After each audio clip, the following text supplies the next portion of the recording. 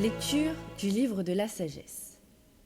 Il y a dans la sagesse un esprit intelligent et sain, unique et multiple, subtil et rapide, perçant, net, clair et intact, ami du bien, vif, irrésistible, bienfaisant, ami des hommes, ferme, sûr et paisible, tout-puissant et observant tout, pénétrant tous les esprits, même les plus intelligents, les plus purs, les plus subtils. La sagesse, en effet, se meut d'un mouvement qui surpasse tous les autres. Elle traverse et pénètre toute chose à cause de sa pureté. Car elle est la respiration de la puissance de Dieu, l'émanation toute pure de la gloire du souverain de l'univers.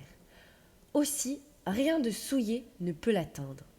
Elle est le rayonnement de la lumière éternelle, le miroir sans tache de l'activité de Dieu, l'image de sa bonté.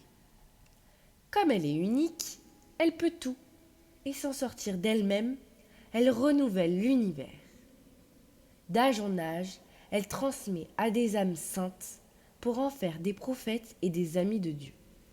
Car Dieu n'aime que celui qui vit avec la sagesse. Elle est plus belle que le soleil. Elle surpasse toutes les constellations.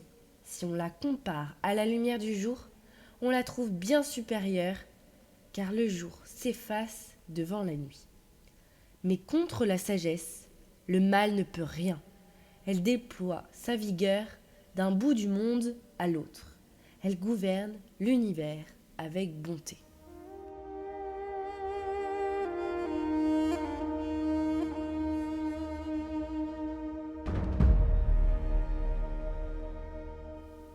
Évangile de Jésus-Christ selon saint Luc.